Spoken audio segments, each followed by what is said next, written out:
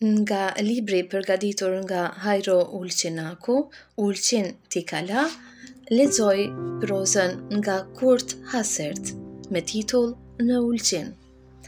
Përpara nesh u hap pamja e Adriatikut jugor. Ulqini ende nuk shihej sepse pengonin kurorat e kodrave. Pas tyre shtrihej rafshina e pafund deri te buna, e matan saj drini dhe malet e zeza të mbështjella në mjegull. Pikërisht kur desha ta thërrisja shërbëtorin tim, u dëgjua një urdhër me zë të lartë. Ndal! Pash se si një malazes qëndronte përpara Markos së revoltuar me revolin në dorë që e uli kur ju avita. Ishte ai postieri që barte postën prej Ulqinit në Tivar. Me njëherë na shpjegoj veprimin e tij. Në këto anë të pasigurta, shkaku i shqiptarëve është punë me mend të mbash revolën e gatshme, armen me vete dhe nga secili të kërkosh letrat personale, me që shpesh disa rebel kanë bërë vrasje dhe kanë ikur në anën e afërt të Turqisë, një Eldorado i kriminalëve të vet. I kënaqur me atë aventurë të vetën, e përshëndeta atë shërbyes me emrin Stefan, ndërsa Markoja nuk mund të qetësohej dhe fort u hidhërua me sjelljen e bashkëvendasit të vet.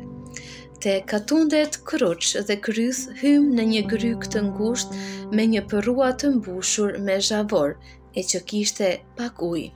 Andaj mullit e drithit nuk mund të bluanin. Kodrat gëlqërore anash zunë të uleshin dhe në bratic shtrati u zgjerua dhe vegetacioni ishte më i bujshëm. Në shkëmbejt e larë nga dielli kishte lisa, aloje dhe zhuga, sjell nga brigjet e ngrohta të Spanjës. Tash u dallua edhe fusha e gjelbëruar e bunës, dhe disa hapa në përgjadën e prishur turke, përpara nesh qëndronte Ulqini aq shumë i përmendur.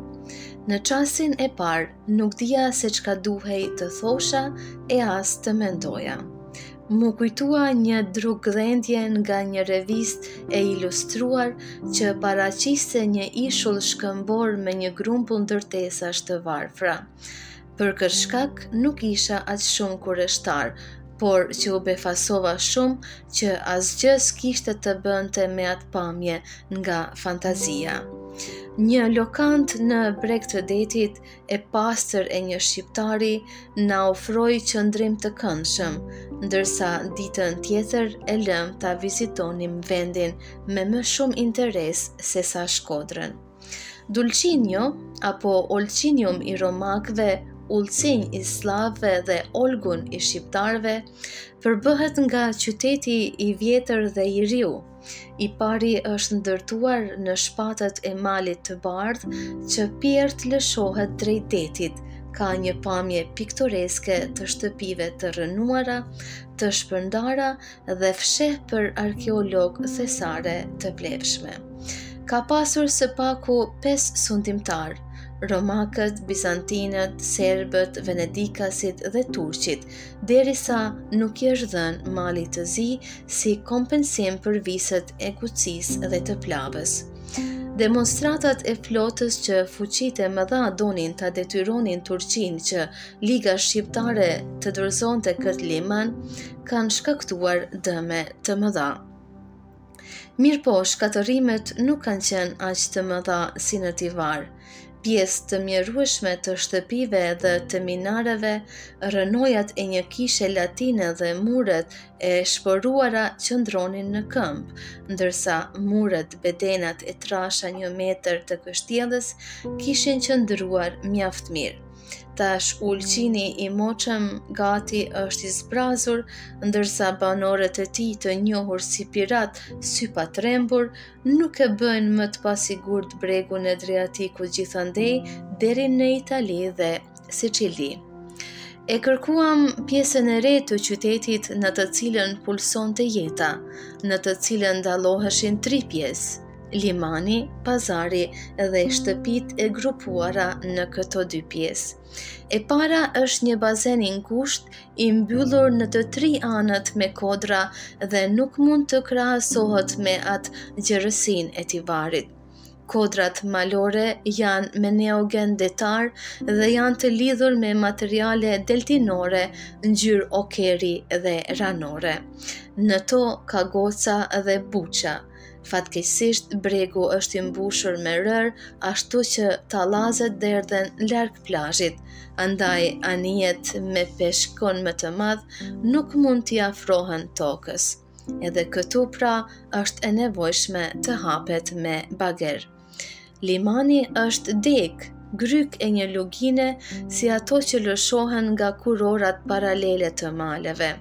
Një lugin në mes të malit të bardhë dhe mendrës, e ka ruajtur atë drejtim paralel dhe quhet Val Dinoqe dhe përfundon në gjirin tjetër që ka një fanar.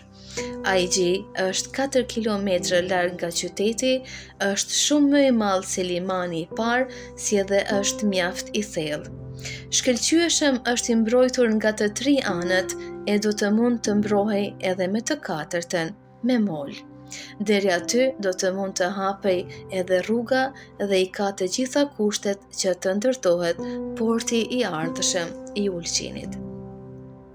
Para se nga plazhi të arrijmë në pazar, na u desh të kalonim nëpër rrugica që dilnim në një xhade komunikacioni. Pranë saj është një shtrat i një përroji, ndërsa anash saj dallohen shtëpi në mes të gjelbërimit. Prej aty nis pjesa tregtare e Ulqinit, mbi të cilën vështron kulla e sahatit. Dyqanet nuk janë ndëruar, ashtu edhe madrat, me përjashtim të një pjese të vogël. Prodhimet janë të punës së vyeshme të zanateve vendore. Me që zanatlejt punët nuk i kryen brenda dyqanit, por përpara dere, kalimtari mund të kënaqet duke parë teneçegjint, marangozet, drugdhëndësit, kundragjint dhe tërzint, ndërsa në anën tjetër jehonte krisma e çekiqit të kovaçve. Këtu furrat qesin për t'i parë bukët e tyre të holla. Matan, kasapi e pret shtazën më të rëndësishme të Orientit, delen. Gjithkund janë shitës të pemëve, gra me shami të lidhura në mjekër, ofrojnë pemët e veta të shishme. Në njërin nga dyqanet e shumta shitet duhan qarku, në një tezgë shitet stof për rroba që tërheqin vërejtjen, shiten stoli dhe cikërima stolish për botën femërore. Tregtarët me pak përjashtime janë turqit dhe shqiptarët, ndërsa malazezët më së shumti mbajnë hanë dhe kafehane primitive, prej ku kamarierët e rinj çojnë prej dyqani një dyqan filxhanet me kafet me erë të mirë. Në Ulqin, elementi malazes është edhe më i vogël se në Tivar. Veshmbathja në jug të Mozhurit është bërë tjetër, aq sa i afrohet asaj me salltanet e Shkodrës. Interesim të madh shfaqin femrat që janë të detyruara të mbulohen. Një femër e re kishte këpucë të verdha, dimit me pala, këmishë të gjerë prej mëndafshi, lidhur me një brez laraman, flokët e zeza si korbi, ndërsa në fytyrën e bardhë i ndriçonin sytë e bukur. Për fat të keq, femrat aq të bukura shihen rrallë. Femrat mbulohen, mbështjellin kokën me një shall, mbi të gjithë veshjen pa marrë parasysh motin, veshin një mantel që ka edhe një kapuç, që nuk është në harmoni me ngjyrat e shumta të veshmbathjes.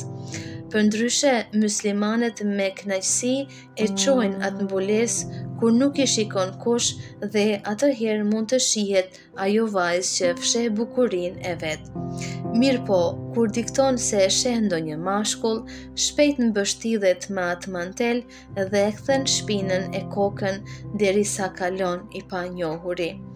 Sa dallojnë nga turkeshat gratë malazeze shtatmëdha, të nxira nga dielli dhe të veshura holl, të cilat bukën e gojës duhet ta fitojnë duke punuar në xhade dhe nëpër Karajapi. Këto janë përfaqësuese të mundit dhe mjerimit, ndërsa ato të parat mërziten pa punuar duke pushuar në jastëkët e butë. Duke folur për gratë, gati sa nuk kemi harruar diçka që meriton vëmendjen tonë, që në Tivar kemi hasur në ndonjë bir robi, harap, ndërsa në Ulqin është një koloni e tërë e zezakëve që është nga të gjitha fiset dhe raca etiopike. Janë trashëgëmi origjinale nga koha turke, kur këta njerëz kanë shërbyer nëpër hareme dhe janë shfrytëzuar nëpër punë të ndryshme. Ne kaluam edhe nëpër atë pjesën e veçantë të qytetit në breg, koloninë e vilave, lagjen e qytetit që nuk shihet nga ana e detit. Kjo pjesë është në një anë të limanit dhe tregon për zhvillimin e qytetit.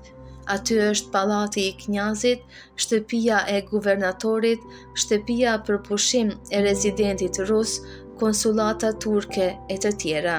Nuk mungon as xhamia nga minarja e së cilës myezini I thërret muslimanët të falen, ati I përgjigjet myezini nga kalaja dhe ata nga minaret e tjera që ngrihen mbi kulmët e kuqe të shtëpive të Ulqinit të ri. Në luginën e butë që na ka tërhequr mjaft, ndërtohen shtëpi të reja të Mëhadhës së Re. Shtëpitë janë të ndërtuara fare në stilin turk, ndërsa muret janë të shkruara me shkrime dhe vizatime, ndërsa dritaret ka rruga janë të vogla dhe me trapazana, apo dhe të mbyllura fare, me kapak druri të gdhendur. Në mal të bardhë janë 2 kishëza, katolike dhe ortodokse. Kodra e mendrës e zbukuron atë faltore të ndërtuar të re ortodokse. Neve na pëlqeu shumë ullishta e pafund ku nën hije rrinim me orë të tëra, duke soditur detin e hapur të kaltër dhe viranet piktoreske të kalas së moçme. Ulqini vetvetiu kërkon një krahasim me Tivarin. Për limanet kemi folur, mirë po pozita e qytetit ndaj portit këtu është më e përshtatshme, meqë të dy janë të ndërlidhur. Numri I banorëve e ka përcen atë të Tivarit dhe edhe përkundër shpërnguljes masovike mund të konsiderohet se ka 4.000 deri në 4.500 frym, ashtu si kur Tivari mund të konsiderohet depo për Virpazar, Podgoricë dhe pjesën veriore të liçenit të Shkodrës, ashtu mund të quhet Ulqini, skele për Tivar dhe zonën pjellore të Bunës. Për fat të keq, ky fakt vështirë se do të merret në konsiderim, meqë metropoli I Shqipërisë veriore, Shkodra, gjendet nën anën turke, ndërsa rrethina gjendet në pjesën më të pasigurt të pjesës turke. Në anën tjetër, Kotori që malazezët e shfrytëzojnë shumë, është në tokën austriake, ndërsa pallati I Habsburgëve kur s'ka menduar t'ja lëshoj ndonjë fuqie tjetër. Prandaj malazezët aq e gjakojnë Kotorin që është I mbështetur për malet e larta dhe në prapavi ka malin e zi dhe nahijen e katundeve pa ndonjë vlerë. Tivari dhe Ulqini në anën tjetër, në prapavi kanë rrafshinat pjellore rreth liçenit të Shkodrës, që paraqesin qendrën ekonomike të Shqipërisë dhe maleve të zeza. Gjithsesi, që të dy portet duhet të çelen me bagerë. Si një parakusht, gjithashtu është e domosdoshme rregullimi I bunës, që të evitohet ngarkim shkarkimi I gjatë dhe I shtrenjtë I madrave, dhe ashtu të mund të lundronin vaporët deri në Shkodër dhe në Rijeka. Përndryshe, mali i zi, çerdhja e dikurshme e cubave, siç quhet me qejf edhe sot e kësaj dite, tashmë e ka zhvilluar një aktivitet të gjallë reformues, ashtu që këtu do të veprojë me të gjitha forcat e veta për përparimin e interesave të saj.